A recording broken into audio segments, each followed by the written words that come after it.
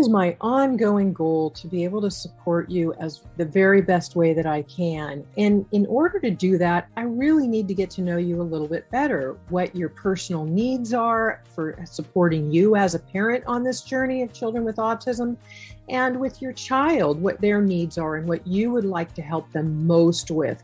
Because there may be many things, but there's usually a few top pieces that are very, very important to you that you know your child is really struggling with and you would like help with. And so in order to find out how I can support you best, I have created a short quiz. It's at naturallyrecoveringautism.com/quiz. And if you take that short quiz, you'll be able to give me some information and I'll get back to you with some results and how I can direct you to the resources that I feel would help you best right now for where you are on this journey and for what you need for your particular specific child's needs. So I hope it's helpful. Again, go to naturallyrecoveringautism.com/quiz. This is Karen Thomas from naturallyhealingautism.com, and we are being recorded. So today our very, very special guest is Dr. Fran Kendall. And Dr. Kendall, I'm going to go ahead and read a little bit off of your bio so our listeners are a bit familiar with your background and what you do. Dr. Kendall is a super subspecialist, Harvard-trained physician with a 25-plus year career pioneering and specializing in metabolic, mitochondrial, and inherited disorders. Many of her patients also have autism, Ehlers-Danlos syndrome, and hypermobility. To Dr. Kendall's knowledge, she has the only independent genetic practice focused on these disorders in the world. Her practice, VMP, stands for Virtual Medical Practice, and was born of the need to enable people worldwide access to complex care when no such care exists locally. About 80% of the practice is seeing patients in their offices at the VMP Genetics Clinic, while 20% are remote, reaching from Russia to South Africa to China. Dr. Kendall is a board-certified clinical biochemical geneticist that founded the very first clinical mitochondrial disease clinic in the U.S., sits on the medical advisory board of the National Foundation mitoaction.org, and is one of the specialists chosen by the United Mitochondrial Disease Foundation to be the regional medical representative. Wow, and you've written chapters on these disorders for medical texts and then on Fox News, et cetera. There's a lot here. And Dr. Kendall, again, thank you so much for giving some of your, I know, very precious time to be here today. I would love to just let you kind of just, feel free to explain a little bit, especially to our listeners, because some of them don't even know what mitochondria is. So starting from almost scratch, like, okay, what is it, how it affects especially children on the autism spectrum, and then also things that that you've been successful finding that you can do for it. Okay.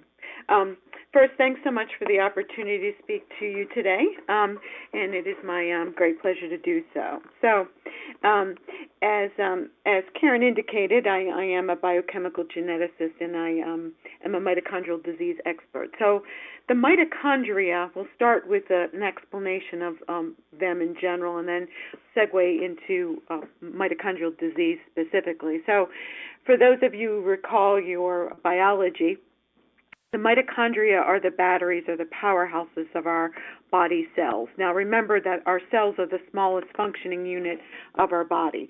Many cells together make up tissues, and sheets of tissues, just like sheets of tissues in a Kleenex box, make up our organs and, of course, our entire body.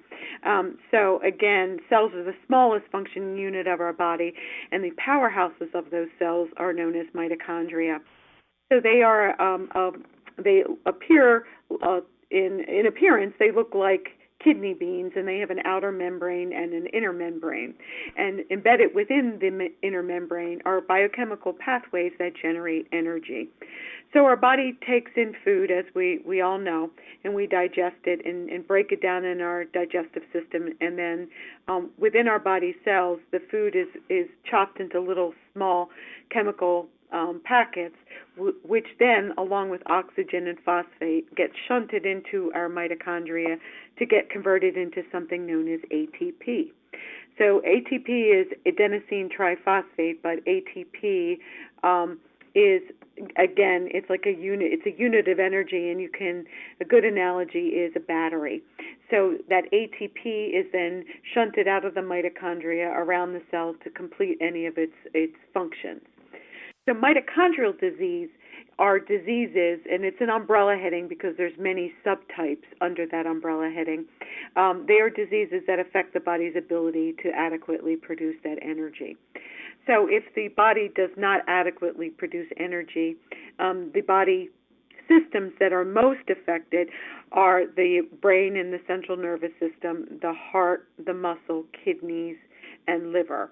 And so in the pediatric population, most affected individuals will have a host of neurological problems, primarily things like developmental delays, muscle weakness, and low tone. And included in those developmental issues can certainly be autism and the autism spectrum problems.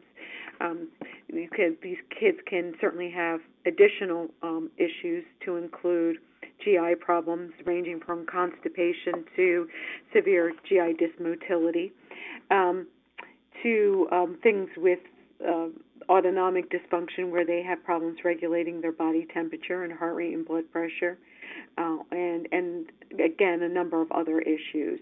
So, and adults will often present with things like exercise intolerance and weakness. They can certainly have some of the other problems as well, but a lot of the neurological complications in mitochondrial disease are really linked and found specifically in children. So, as I mentioned, it's a very broad spectrum group of problems that affect the mitochondria's ability to produce energy. Now, an important thing to keep in mind as far as the mitochondria and their functionality is that they are regulated by 1,500 different genes. Now, if anybody in the audience knows much about genes and genetics, what they know is that most often you have one gene that, if it's altered, produces a disease like cystic fibrosis or sickle cell anemia. So the fact that there are 1,500 different genes that regulate mitochondrial functioning certainly indicates that it's a very complicated group of diseases. So, having said that, when children or adults present with a number of the clinical symptoms that can be seen with mitochondrial disease, then we have to undergo a complex evaluation to determine whether or not indeed they have that disorder or not. Now, specifically in regards to the autism population, I just want to digress for a few minutes to talk about some of the data that's associated with the link between mitochondrial disease and autism, and some of the clinical features that the ASD kids will often have, in addition to their autism features, that may be a clue and a cue that they have mitochondrial disease, and that it is warranted for them to be investigated. So, the kids, it would be the data, some of the first studies that showed some links with autism were reported back in 2005 and 2007 by a group in Portugal. And that group showed that in their study, between 4 and 7% of the ASD population that they evaluated were determined to have mitochondrial disease as the ultimate cause for their problems. And we certainly have seen other case reports as well that show that there's a link. And then one of the more recent studies was in the Journal of the American Medical Association in November 2010, where a group out in California, I believe it was UC Davis, where they looked at a group of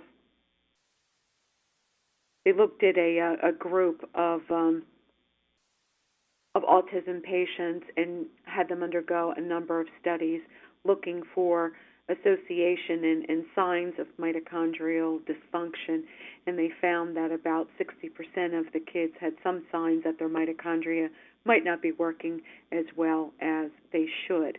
What they did not determine in that study was how many of those children ultimately were determined to have a true gene mutation that indicated that indeed their primary problem was a mitochondrial disease with autism and autism features as a secondary problem. So there's some of the initial studies, and one of my colleagues, Dr. Richard Fry, who works in both autism and mitochondrial disease in terms of research. Richard has shown in some of his data that when he's looked at certain autism populations, he's found that a gene mutation in about 25% of those kids, and that was a study he did a few years ago, so his data may be updated. I just haven't spoken to Richard about it recently. So clearly there's been a number of studies that have shown that a certain percentage of children with autism do have mitochondrial disease as a primary cause for their problems. Now, we of course only know that after they're investigated, so how do we earmark those individuals that are more likely than not to be determined to have a mitochondrial disease as opposed to something else as a cause for their problem? So, again, a couple of studies that have shown some of the clinical features that folks have seen most consistently, and I as well see this in my patient population, that are red flags for mitochondrial disease in the ASD population are other neurological findings such as hypotonia or low muscle tone. Certainly seizures are another red flag. These kids will often have GI problems, and that can be very variable. That can range from some inflammatory bowel disease type of features to constipation and sometimes even more significant dysmotility of their gut, meaning that they end up with feeding tubes and things of that nature. These kids often deal with considerable fatigue, so they prefer to engage in quiet activities as opposed to running around. And then autonomic dysfunction is another finding that we see as a kind of a comorbid problem in the ASD population. And again, the autonomic nervous system is that part of the central nervous system that regulates heart rate, blood pressure, and temperature. And so a lot of these kids will overheat easily in the warm weather months. Sometimes they'll get very cold and colder in cold climates, colder than you would expect them to be. And sometimes they have heart rate and blood pressure issues. So, again, in kind of a summation of that digression, before I talk a little bit about the investigation and what we need to do to determine if somebody has mitochondrial disease, clearly there's been a number of studies over the last decade plus that have shown a link between autism and mitochondrial disease. And of course, those of us in the field have certainly noticed that trend. So long before the studies came out, as a mitochondrial disease expert for over 20 years, I certainly noticed that a number of children would have that were diagnosed with mitochondrial disease would have autism or autistic-like features. And again, some of the problems that are seen more readily in that population are things like seizures, hypotonia, GI issues, fatigability, and autonomic dysfunction. So once we've earmarked an individual for the possibility of mitochondrial disease, what do we have to do to confirm that diagnosis? Well, unfortunately, it's complicated, and it's not a simple test. So unlike something like Fragile X, where you do the test and you look at the Fragile X gene, someone either has it or doesn't. But mitochondrial disease is a lot more complicated, and we often are required to look at multiple parameters and do multiple studies to make a diagnosis or to come close to a diagnosis of mitochondrial disease in a given patient. So we have a number of tiers of studies and parameters we look at. Of course, clinical features are one, radiographic findings. Some patients with mitochondrial disease have very distinctive brain MRI changes. So if we find those, then of course that's suggestive of this disease group. Then we have what I refer to as biomarker and biochemical studies. So we do a number of blood and urine studies to look for markers that are out of whack, that are reflective of poor energy production in various tissues. So certainly if the liver is affected, you'll see elevated liver function tests. If muscle is affected, you'll often see elevated lactate levels. You'll see elevated CPK, which is a muscle enzyme. These patients can often have low carnitine levels. And sometimes low vitamin D levels. So we look at a bunch of blood and urine studies, again, looking for markers that are consistently seen and are abnormal over and over again in the mitochondrial population. So that's the first step, but that none of that testing is definitively diagnostic, but it does help us if it's positive. And about 50% of people, some of those studies will be positive. In the autism community, the most commonly abnormal studies are lactate, which is often elevated, and carnitine, which will be low. The next kind of tier of testing we have available to us, or tiers, are genetic testing, and then functional testing, which is unfortunately is invasive testing and is looking at that biochemical pathway inside the mitochondria that I first started talking about, that electron transport chain that generates ATP. So as far as the genetic testing goes, that's gotten much, much better over recent years. About 10 years ago, we could detect about 10%, maybe 15% of the gene mutations in mitochondrial disease patients. That's now about 50 to 60%. So it's much better, but it's not 100%. So there's a number of different panels of mitochondrial genes that we can look at. Some of us will, when we're investigating somebody for mitochondrial disease or other neurodevelopmental problems, we will sometimes use these mitochondrial gene panels, and other times we will use more advanced genomics that look at far more genes, and some of that testing is known as whole exome sequencing. And what happens sometimes when we use the whole exome sequencing, the advantage of using that is sometimes we will identify other non-mitochondrial genes that perhaps are the cause for a given child's problems. And I just got a exome result back yesterday on a patient who came to me with autism and concerns about mitochondrial disease, and he turned out to have a neurodevelopmental gene mutation, a brain development gene mutation that is known to be associated with autism. So he did not have mitochondrial disease, but did have an identifiable gene cause for his problems. And then the last type of studies we have are, again, functional studies. The problem with functional studies are that they are invasive, which means, it's difficult enough to get blood and urine studies from children, but certainly putting them through skin and muscle biopsies is challenging at best and requires often sedation, including general anesthesia, to collect those samples. So we don't do muscle biopsies as frequently as we did 10, 15 years ago in the evaluation of mitochondrial disease for a couple of reasons. Of course, one of them is the invasiveness of the procedure, but the other is because the biopsies are not as clear-cut as we had hoped.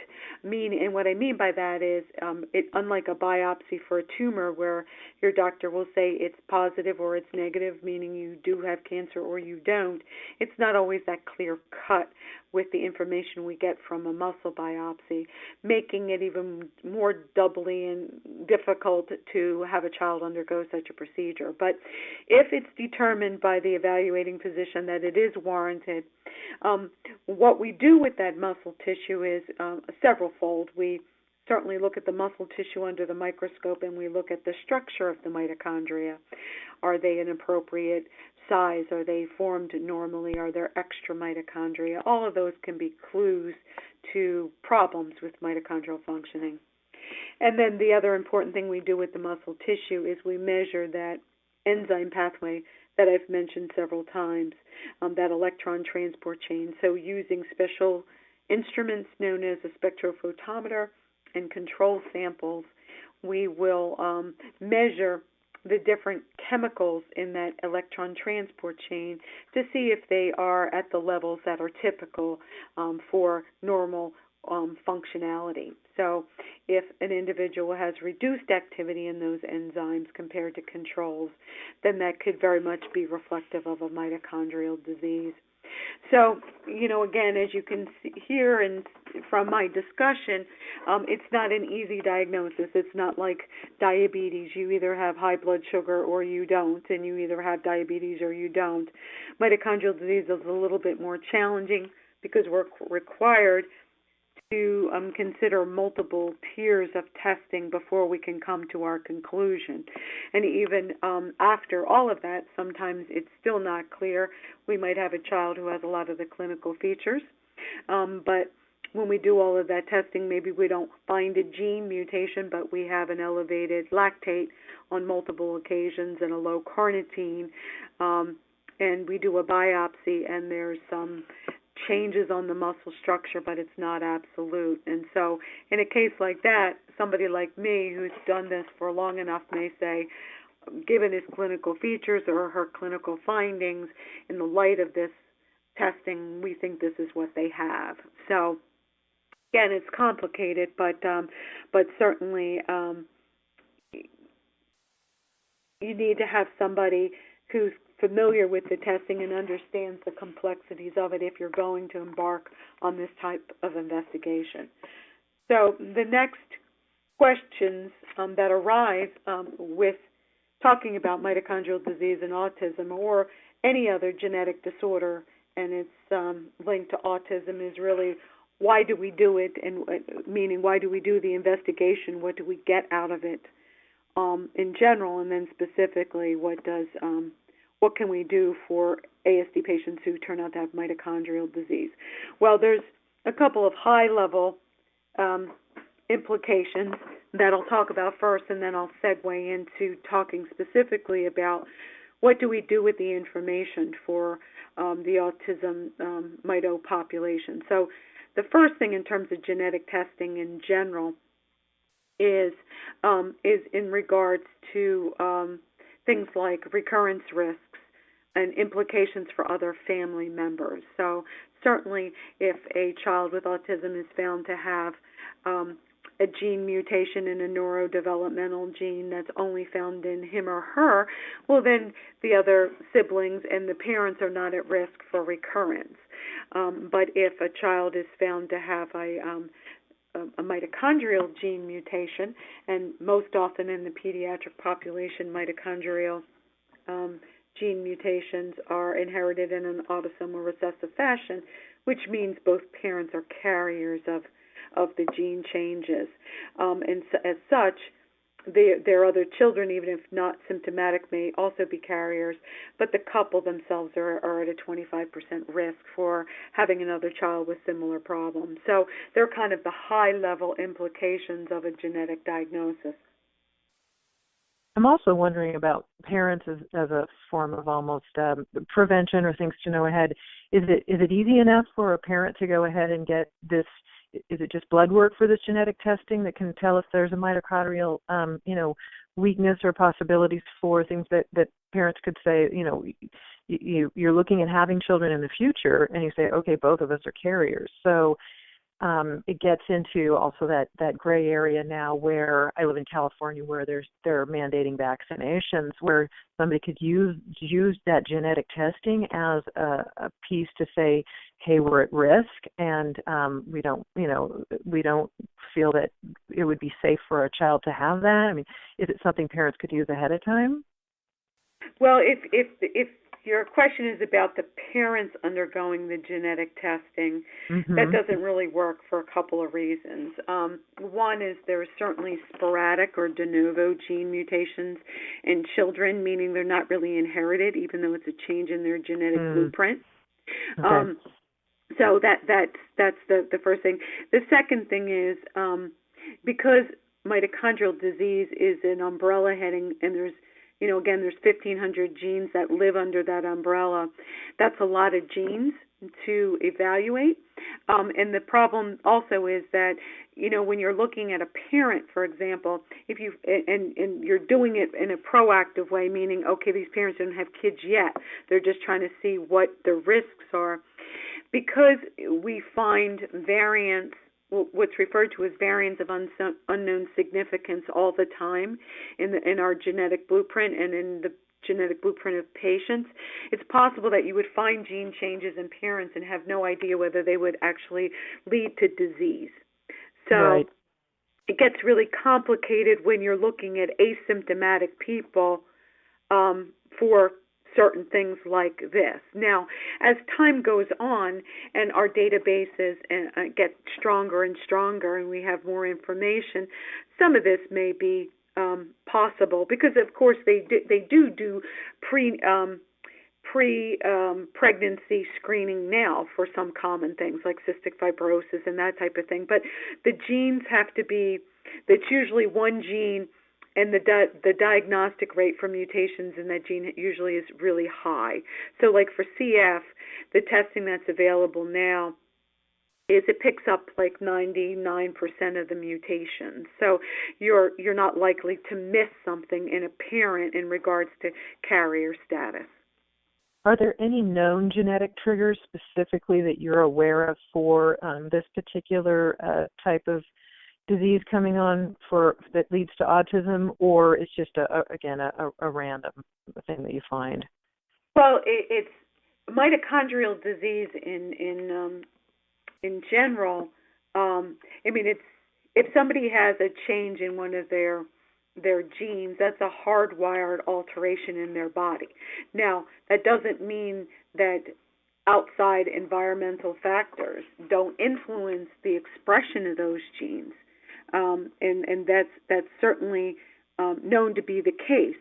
And so what I mean by that is people can be born and have reduced energy production, but certain stressors that impact their bodies can lead to a worsening of the disease or kind of almost an onset of the disease. So it's not uncommon in patients with mitochondrial disease to see the onset or the worsening of clinical features surrounding intercurrent illnesses. So I had a patient who presented in her teenage years, and she had got a very bad flu, and she started to develop weakness after that. And then that weakness became progressive throughout her lifetime until the point when she was in her 30s and 40s and early 40s, and she could no longer lift her children. She couldn't pick them up. So there are environmental issues. Now, of course, there's in the ASD community, there's always the question about vaccines. Now, vaccines are a stressor to the body that they elicit an immune response. That's what they're supposed to do, but there's been a lot of discussion about mitochondrial disease and whether or not those immunizations can cause the onset of the problems. Now, again, it doesn't cause it, but precipitates some of the symptoms. And some groups have done some flawed studies, I would say at best, but they did their best to try to get some data, and they felt that it was the fever that could be associated with immunization that was really the link to precipitating the onset of mitochondrial symptoms, and not the immunization itself. But again, there's not that many studies done in the mitochondrial community, and that was one. And like I said, it was a flawed study. I'm not going to get into the details about why it was flawed, but nonetheless, I mean, it's they did the very best they could with the data they had, but that was their conclusion following that study. And it's interesting that, basically about 50% of evaluations come out positive, where there still could be the, all the other signs that you mentioned. And so if somebody has, autonomic, dysfunction, temperature dysregulation, fatigue, seizures, et cetera, low muscle tone, those can be pretty common. Can we, since we might go through all of that testing and find out, well, it didn't come up positive, but you have all the signs, so we really still think that it's there. I'm wondering if it's easy enough, and I always work with natural solutions.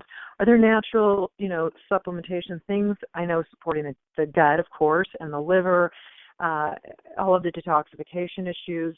Could we, by working through those in someone's systems, working to heal them up, balance them, could that be the way to best work with this naturally, or what do you generally do with these people to work with them to help them? Well, it's certainly a couple of things, and that was what I was going to segue into next in terms of the implications or the treatment and management specifically of mito and the mito autism kids. So in part it depends on their clinical symptoms, of course. If somebody has a severe seizure disorder, they're going to be treated for that depending on their seizures. I mean, I've used and am using cannabis oil for CBD oil for a number of these kids, and it's showing to be helpful in a number of patients.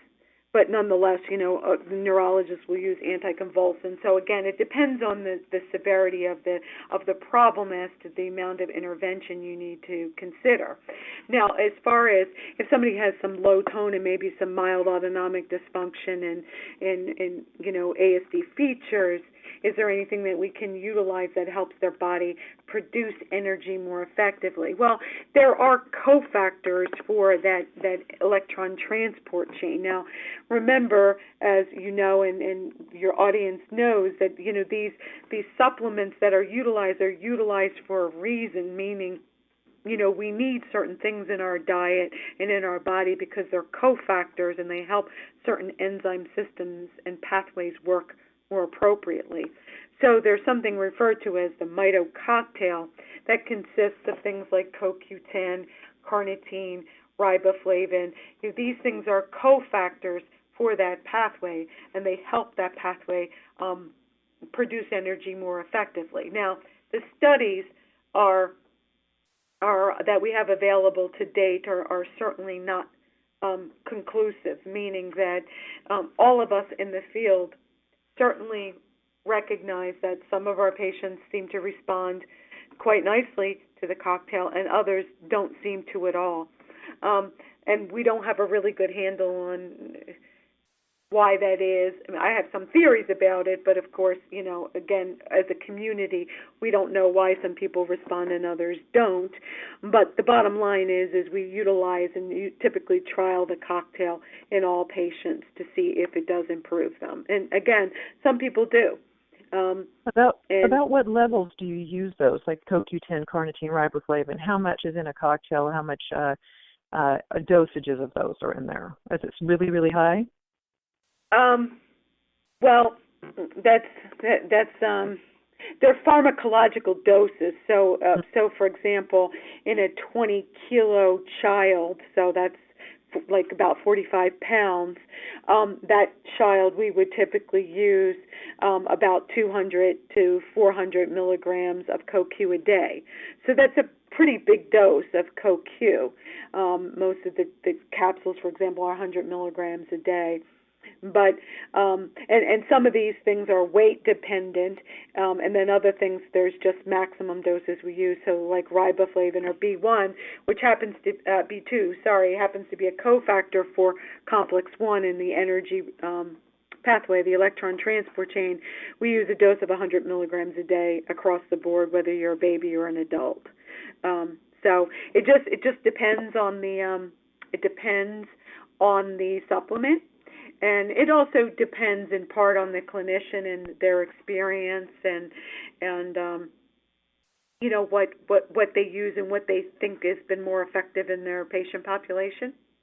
Mm-hmm. And is this an ongoing daily supplemental, or do you use this cocktail for a specific short period of time?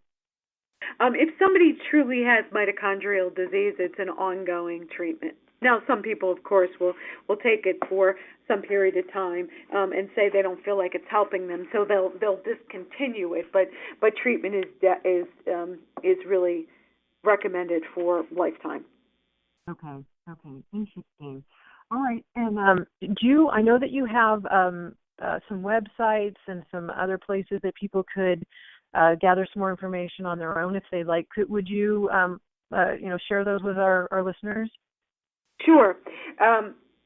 Well, two things. One, our website has a number of my lectures and other resources on it, and it's vmpgenetics.com. And so my husband keeps that jam-packed full of information. The other thing is we have a Facebook page with 16 or 17,000 fans, and I do during the not during the summer, because most people are out and about in the summer, but usually from the fall until May, I will do at least once a month a blog. And those blogs are about some topic in mitochondrial rare disease. And so I've got a number of blogs. For example, I did a 3-part series on medical cannabis last year and then updated it recently. I think it was in April or May, and did an update on the use of medical cannabis in mitochondrial disease specifically. So that's also been a good resource for information on various topics. So I'll talk about that. I'll talk about pain management. I will talk about any number of topics that relate to this patient population. Okay, wonderful. Well, again, thank you so much for your time today. This has been extremely helpful for, I'm sure, a lot of people, especially seizures. A lot of people are really searching for what the issue is, or the low energy, of course, muscle tone, the fatigue, all of those issues. So many of our kids have it. We see those problems, but a lot of people don't know to even look into mitochondrial issues and what can be done about it. So I'm sure that this will be very, very helpful for so many people today. And again, I just want to thank you so much for giving us your time, because I know you're a very, very busy person. So do you have anything else to add before we finish?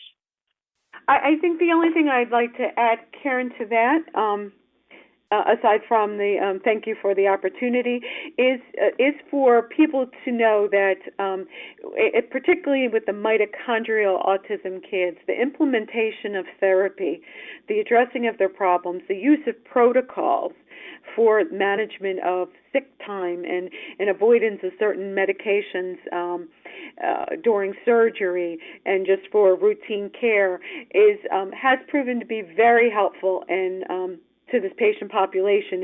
And Richard Fry and Dan Rosignol did publish a report to that effect a handful of years ago. So I think while I'm not indicating or recommending that every child get worked up for mitochondrial disease, if those red flags do exist, and it is a consideration, it's not just an academic pursuit. It has very real implications for a family and for an individual child. So I think if there are concerns, certainly I think it's well worth a family's efforts to investigate it. Right. Yes, absolutely. And my book is about also, healing the gut, getting the heavy metal detoxification, healing the liver, and then, neural support to kind of help those pathways as well.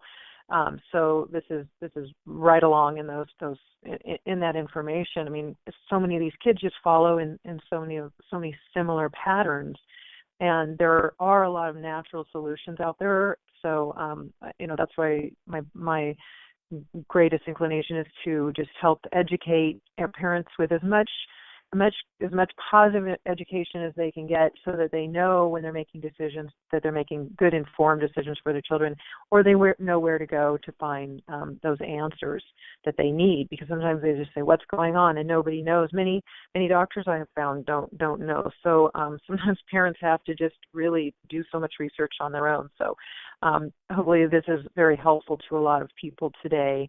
And again, this is Karen Thomas with naturallyhealingautism.com, and I'm also at Facebook, Naturally Healing Autism. And this is Dr. Fran Kendall that has joined us today on a geneticist on mitochondrial dysfunction. So again, thank you so much, Dr. Kendall, for sharing your time with us today and your information. You're very welcome. Thank you, Karen. All right. Have a great day. You too. Bye-bye. Bye.